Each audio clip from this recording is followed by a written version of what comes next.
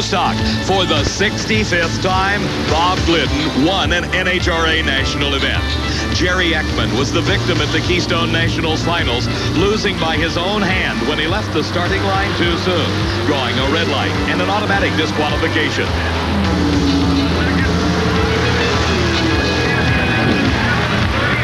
Glidden ended the event with a commanding points lead as he is seeking an unprecedented 9th Winston Championship.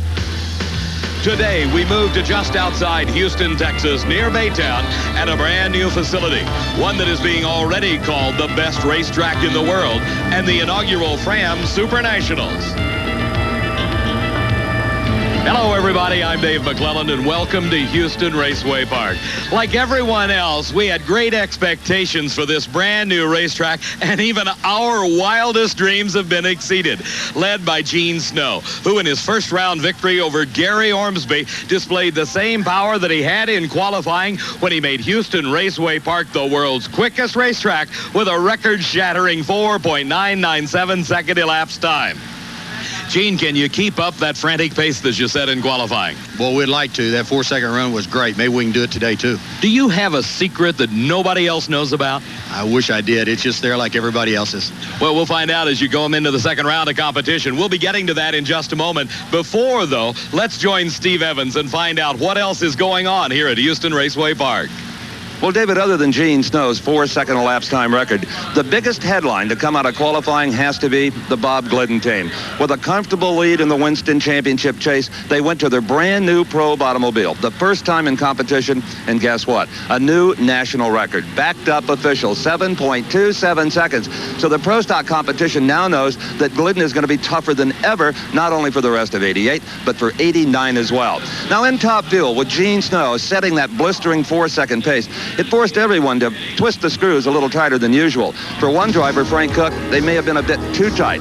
A longtime funny car competitor, he made his NHRA top fuel debut, an auspicious one. The connecting rods came out of the engine in the final qualifying run. A horrendous fire ensued, and it was Cook sliding in his own oil, fortunately, to a safe stop. Well, Frank Cook, who has spent most of his natural life in funny cars, embarking on a top-fuel dragster career, as we all saw a horrific fire. And Frank, I'm sure when that car made that immediate turn, you knew something had gone wrong. Steve, I knew something was wrong. I never had any idea we kicked the rods out of it so early. But it got in the oil and it went all over the place, and I knew we had big problems. Well, the plus side of being in a dragster like this with the engine behind you, so is the fire. Yeah, you know, plus NHRA, they're right on top of things. I'm just sorry I messed the track up for everybody here. I'll clean it up. Okay. Okay, in the funny car category, again, some record news. Well, semi-official. Ed McCullough in qualifying. 5.25, the quickest run in the history of NHRA drag racing. He has yet to back that up. And as we all know, qualifying and race day are two different things. Race day, earlier today, in round one of funny car competition, Don the Snake Perdome took control of this event at 5.30 seconds with the wheels in the air. Well, Don Perdome knows he won. He just doesn't know how quickly. A 5:30. Yeah, well, I felt like it had it in it all through the race. You know, we've been playing around a lot with it, and it was one heck of a run. And, you know, we just got to keep it up, Steve. You know, there's a lot of secrecy going on. There's 2-speed transmissions in the car, but is there any gears in the transmission? Well, we're really not telling yet, to be honest with you, because we're kind of jumping back and forth. We've had high gear in the car, but we've also had a 2-speed in it, too, so we're playing around. We're not quite ready to let them know what we're doing. Great job. Thank you. As Bob Glidden's crew prepares the probe for the second round of Pro Stock competition, there's one crew across the way who are loading up and headed out of the racetrack.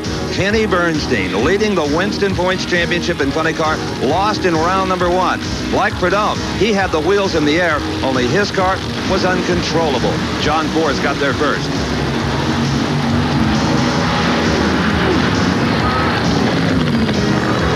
Well, the video pretty well tells the story for Kenny Bernstein. Kenny, the front end, just straight up. Yeah, I mean, you know, it's just what I was doing at Maple Grove, and the difference was this time it was going left. It wasn't going straight, and just kept going up. It just too much, and, you know, it's just the way it goes. Kenny Bernstein with a wheel stand, out early. And David, with Bernstein out, that really makes the Winston points chase interesting. Steve, you're absolutely right, and we'll talk more about that points chase when we get to round number 2 of Funny Car Eliminator in a few moments. But now, it is time for the second round of Top Fuel. It is Joe Amato against Dick LaHaye. Is Joe Amato ever pumped up, Dave? And he has good reason to be. In round number 1, earlier today, 5 seconds flat. Top speed of the event, 287 miles per hour. He could back up both of those 4 records if he could run a 498 here, and that was an untried car when it came here, brand new. This new car brings Joe Amato up to the leading edge of drag racing technology, bringing the wheelbase out to 300 inches. It is a super long car. He has been ultimately successful with his previous vehicle, but feels here in the latter stages of the season, he needs the advantage of the technology of the long car. In fact, it's so long, Dave, we have to go to a wider shot just to get the whole car in the picture. We talked, David, earlier about the funny car point situation being very, very tight. Well, there's certainly some competition here as far as Top Fuel is concerned as well between Joe Amato and Darrell Gwynn to come in this round. Amato coming into this race had a few 100-point lead over Darrell Gwynn. He's got the performance advantage. His wife Jerry backing him up after the burnout. He is seeking the spot on the racetrack that will provide him the ultimate in traction. He's got that 5-second flat elapsed time. If he can back it up, he also gets some bonus points. Dick LaHaye, the defending Winston champion. Who can ever forget the 1987 season when it came down to the final race, the Winston finals between LaHaye and Joe Amato. Dick LaHaye, a professional racer, has been for 2 decades out of Lansing, Michigan. Kim LaHaye, his daughter, the crew chief on the car. Joe Amato comes from Old Forge, Pennsylvania. He was the Winston champion back in 1984 and wants to take home his 2nd title this season. So you're looking at a driver in the near lane, the long, reddish car, who could set both ends of the national record with just the right kind of elapsed time and speed. Amato and LaHaye. A good start for both drivers, and problems for Dick LaHaye. It appears something coming out of the engine, and Joe Amato goes through to a 5.18 second, 270-mile-an-hour run. No record back up there for Dick LaHaye. He oiled down the racetrack, an unusual occurrence for the Miller High Life driver. The 1988 NHRA Fram Supernationals is being brought to you by Fram, Bendix Autolite, which are all quality products of Allied Automotive, and by Goodyear Eagle Tires. Goodyear, because there really is a difference. And by Budweiser. For all you do, this Bud's for you. Meanwhile, back on the starting line, Eddie Hill is taking off his helmet. He's got to wait a couple of minutes while the cleanup continues on the racetrack here at Houston Raceway Park. Back at the inaugural Fram Supernationals at Houston Raceway Park, we're in John Force's pit area. As he got a tough road in eliminations, we saw him in the first round beat Kenny Bernstein. This round, he races Don Prudhomme. Now let's go to Steve with Joe Amato. 5:18.270. Well, Steve, we were real worried about the lanes. We had to take a little bit of power out of it. You know, this track is treacherous out there. But, you know, Timmy and the guys are just trying to we're walking on eggs. You know, all they kept doing all day was oiling the track, so really making it tough. One thing we've noticed during qualifying, in the morning, good times. In the afternoon, not so good. Well, the air gets worse, and it's hard to catch up with the air, and you don't want to overpower the track. So we're just trying to win round by round and hope Darrell can match us. This racetrack has taken quite a beating with a considerable amount of oil being dumped on it, making lane choice even more important. In this race between Eddie Hill and Darrell Gwynn, Hill has the coveted choice of lanes. And he earned lane choice by recording a quicker elapsed time in the previous round than did his opponent Darrell Gwynn. A capacity crowd here for the first NHRA national event at this brand new Houston Raceway Park. And of course, they're wondering if Darrell Gwynn indeed can keep pace with Joe Amato. He just saw Amato get the win light and took up another 200 points. Darrell with a nice little wave to the crowd. He does that sometimes, Mac. He does it relaxes him. Steve, it may relax him a little bit, but he's got to be concerned about his competitor, Eddie Hill. Hill, of course, is the story of this race. On Saturday, he was ready to pull out. He had exploded 3 engines in a row in qualifying, came back in the final qualifying effort with borrowed parts, and he put that car in the number 3 qualifying spot with a 5:03 elapsed time. Well, that yellow machine of Eddie Hill's from Wichita Falls, Texas, as you said in qualifying, resembled an artillery piece more than it did a top fuel dragster.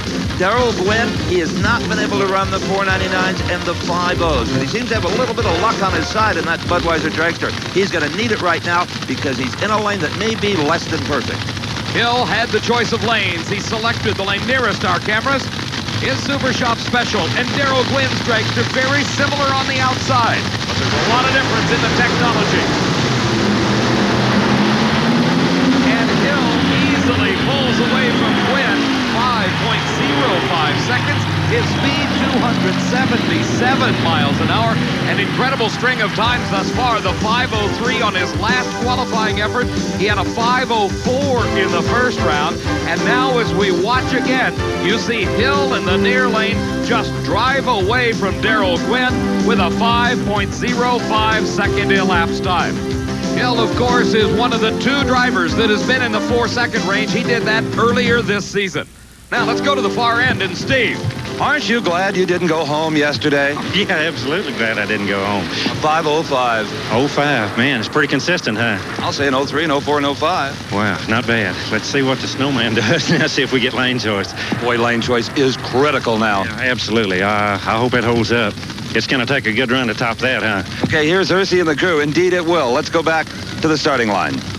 Steve, as Ursi Hill, along with Fuzzy Carter, the crew chief, and his wife Jana come up to congratulate Eddie Hill on the starting line. No, you're not seeing double.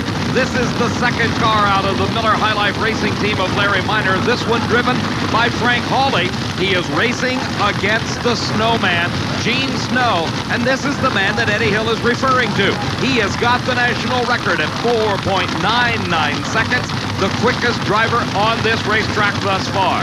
And he also has lane choice, which according to Eddie Hill is critical. In the far lane, Frank Hawley, the Larry Miner owned car. Now there is Larry Miner himself making some adjustments in the cockpit to the fuel system. He brought Frank Hawley out of retirement and has an outfield run the entire NHRA circuit next year. Gene Snow, a favorite of these Texans. He hails from Fort Worth, has been in this sport for well over 20 years, driving both funny cars and now this most innovative top fuel dragster that holds the record at a 4.99. Frank Hawley is quick, though. He ran 5.06 in qualifying. Snow with a choice of lanes, sitting in the lane nearest the camera. Both drivers staging very carefully. And Gene Snow, by more than a car length, dominates Frank Hawley with a 5.10 second elapsed time, 269 miles an hour. Snow's time just a bit slower than the first round and also his qualifying run, but as Joe Amato told Steve Evans a bit earlier, it is due to the weather. The humidity is increasing, the temperature coming up just a bit, and the car's not making the horsepower they did earlier. But he did make enough power to easily outdistance Frank Hawley.